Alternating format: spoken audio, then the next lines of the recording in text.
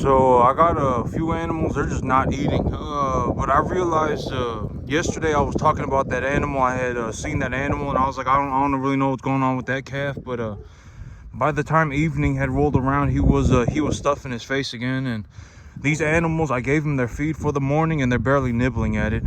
They're very full. These animals are starting to get to a point where they don't really want to eat anymore. And so I'm doing good, so that's the thing. If I was gonna just give some just some good information, that first day that you switch their feed over, you really don't want to just feed them until they stop eating, because there's a very good chance that they will eat.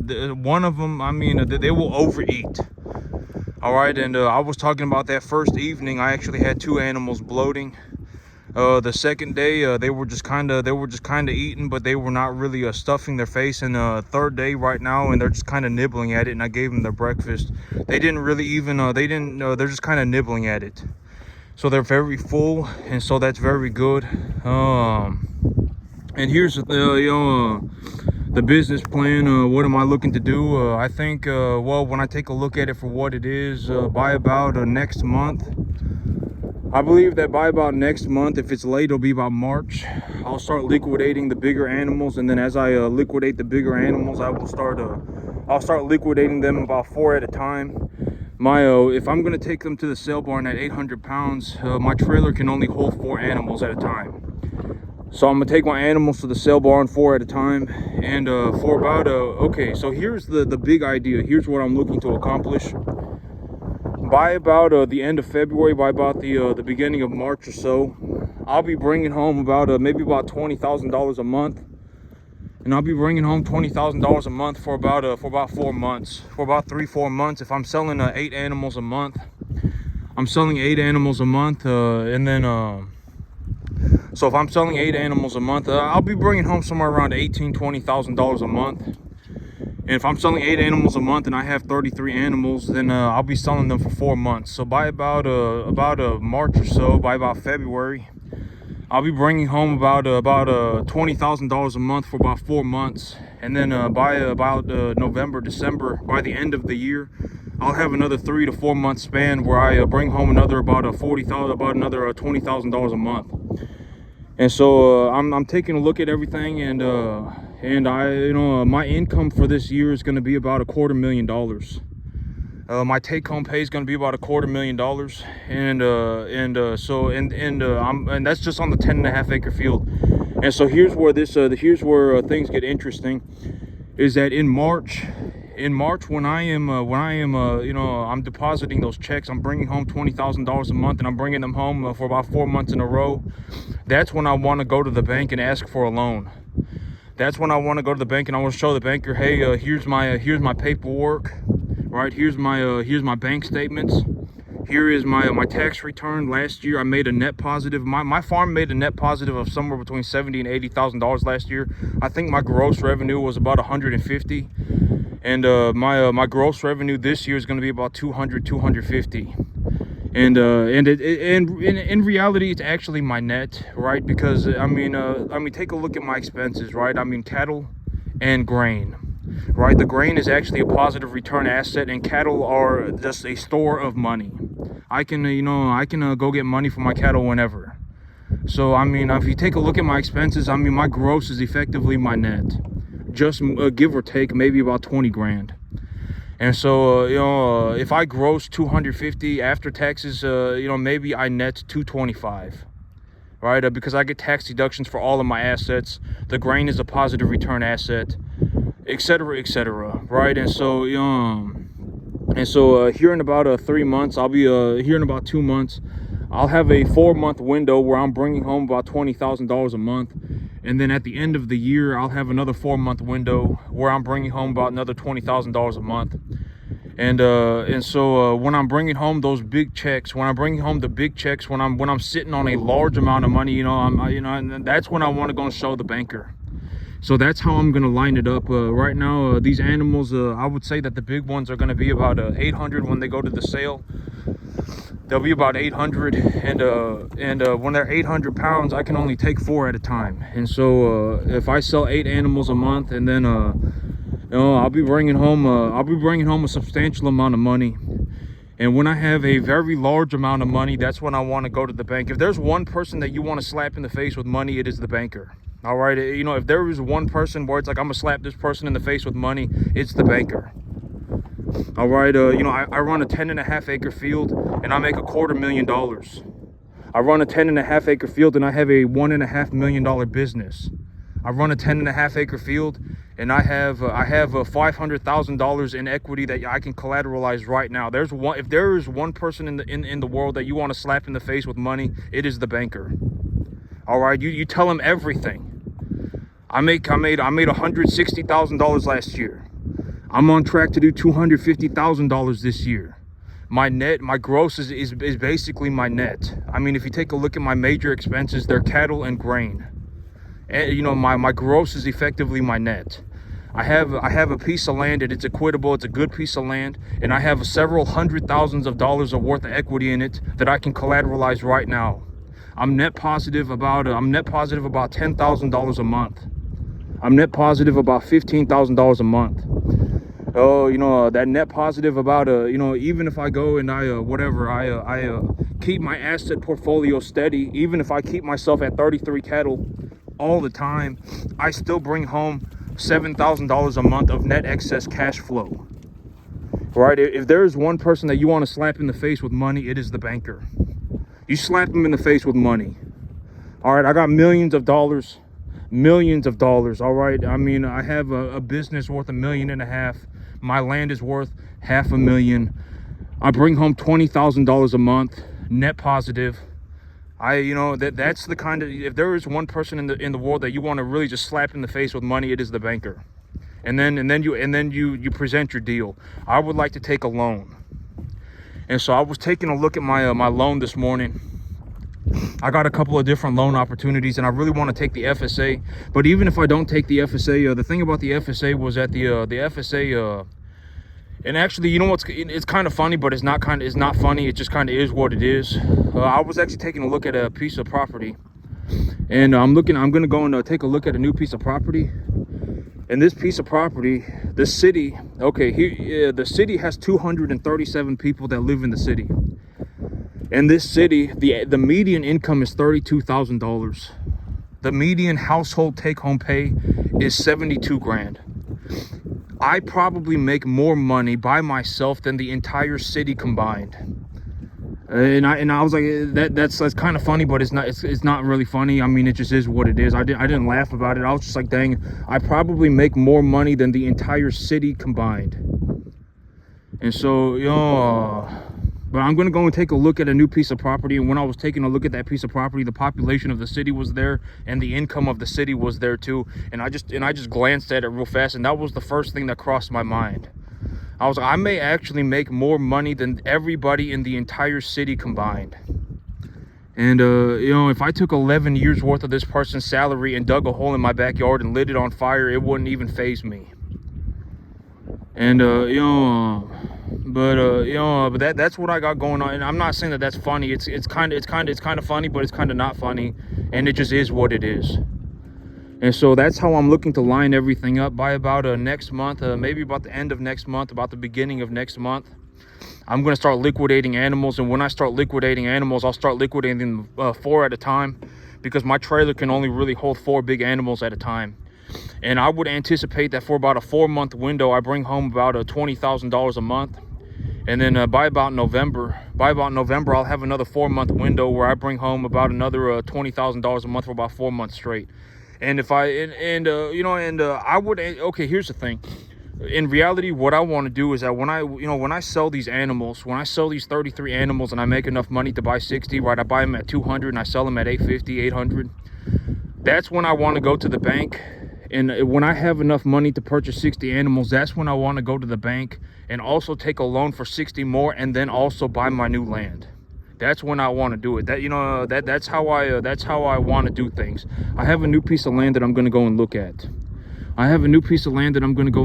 And when I that's how I want to line things up. When I'm selling my animals, I want to go to the bank and I want to present my deal, and I also want to slap the banker in the face with money.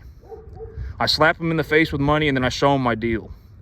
All right, you know, here's the money. I'm already making the money. I'm on a 10.5 acre field, and I already made $80,000 for the year, and it's only been 3 months. All right, I've already made $60,000 for the year. I still have cattle to go, and it's only been 3 months. All right, and I slap them in the face with money, and then I present my deal. All right, and that's how I want to line things up. I want to go, you know, and the banker is somebody that you should actually slap in the face with money.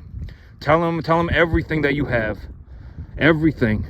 I have a piece of land. I have hundreds of thousands of equity. I can collateralize that right now, no problem. I'm net excess cash flow, $7,000 a month. And even when I produce that cash flow, I am holding my asset portfolio steady. All right, reality, I make about $15,000 a month of net excess cash, net excess money, you know, and I live, and then I make about 20,000 gross. I live on about 5,000, and I have $15,000 a month left over net excess. I want to use that $15,000 net excess to buy myself a new piece of land. If there's one person that you should really just constantly slap in the face with money, it is the banker. All right, it is the banker. You know, and so you know, and then I'm going to present my deal. So that's how I want to line it up. By about March, I'm going to start liquidating animals. When I start liquidating animals, I'll start liquidating them about 4 at a time.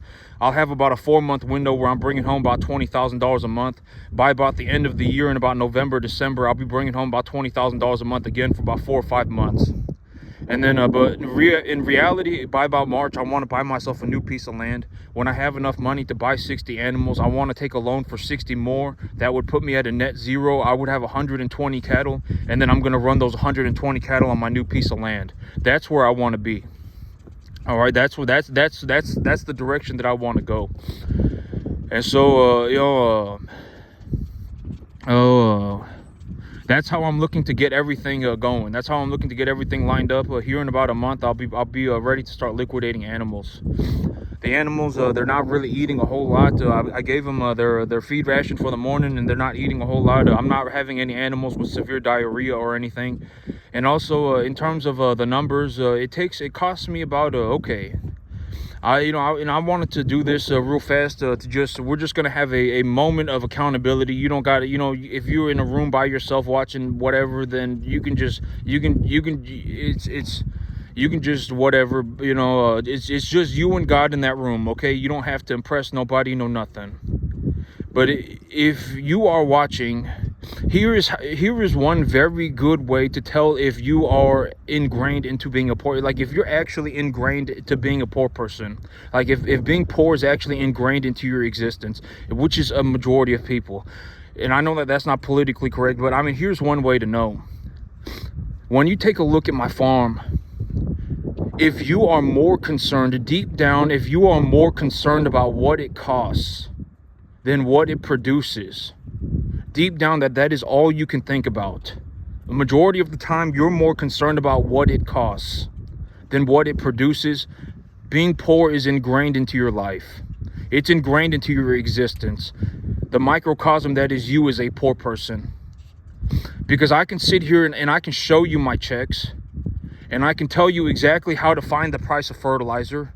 I can tell you exactly how to find the price of grain. But if you don't sit there and actually consider it for what it is and actually take a look at it, oh, he went and put half a ton of urea on his field, that's $280. Oh, he went and purchased 7 tons of feed at $315 a ton. That's about $2,300. I purchased 7.37 tons. That's what they gave me. It's $2,317 or something like that, you know, and with change. And, you know, if you are more concerned about how much it costs than how much it makes, even when I show you how much money I show you how, and I'm trying to show you that this is very important. If you are going to learn how to run a business, you need to learn how to consider how much money is involved. If there is $15,000 coming in and there is $1,200 going out, then how much does the business make? Think about it. All right, why would I care about the $1,200? I make a net excess of $13,800. Right? I mean, think about it for a minute. I mean, if you are more concerned about how much money it's going to cost than how much money it makes, being poor is ingrained into your existence. And I'm not saying that to be malicious. If it's just you in a room and it's just you and God in a room, then maybe now it can be like your aha moment. Dang, I am a poor person. Right? And it's like, oh, well, I mean, now you can go and be a broke person. You don't have to be poor forever. If you want to go and be broke, you can go and be broke, and nothing wrong with being broke. I'm going to go and start accumulating assets. I'm starting to look for these assets. I'm going to look for companies with good earnings. A 15 to 25 ratio is a very reasonable earnings ratio. If I go on the internet and look up a PE ratio of whatever stock you want, you find a good company, whatever, you're going to purchase. And if you want to become a cattleman, I mean, if you really want to become a cattleman, if you're taking a look at this and you're going, I want to do this, you're not going to do this. It's like watching LeBron James play basketball and convincing yourself that you want to play basketball like LeBron James. If you really want to farm like this, I mean, I would highly suggest, with the utmost sincerity of my heart, I'm not being malicious, I'm giving you the best information that I can. Buy yourself a 20-acre field. If you buy yourself a 20-acre field, it will cost you about $2,000 a month, about $1,500 a month. And if you fertilize all 20 acres, it'll cost you about $1,000. And plant grass, it'll cost you about $1,000. And then if you have some decent grass, you can go and buy your cattle then, and you can put make sure you get the cattle on the right medication. You budget for the cattle properly. You buy the right type of cattle, and then you can put your cattle on the grass. And when you put your cattle on the grass, they'll harvest it for you. You don't even need any equipment. And then you can just raise the animals. And when you purchase the right type of animals for the right amount of money, you're not actually buying anything. You're just trading the money for cattle, and the cattle are just as good as the money. So you're not actually spending any money. You're just trading the money for something that is equally as valuable. If you really want your money back, you can just sell the animal. All right, but if you're gonna go and look to become a farmer, I hope you make it. I sincerely would like to see you make it, and I give you, nobody did this for me. But I mean, it's like you're going to have to learn how to grow crops. You're going to have to learn how to run a business, and you're going to have to learn how to run cattle. And I'm not saying this to be a horrible person. And then you're also going to have to learn how to not be an idiot. Oh my God, I got $350,000. Now I'm going to go and lease myself a Ferrari okay. And this is actually something that I've been, I wanted to talk about too. A lot of people, you'll actually see this happen a lot. Most people who get to my net worth, a lot of people, and I'm not saying that I'm a saint, but at the end of the day, it's just the truth. God knows it. I know it. It just is what it is. Okay. A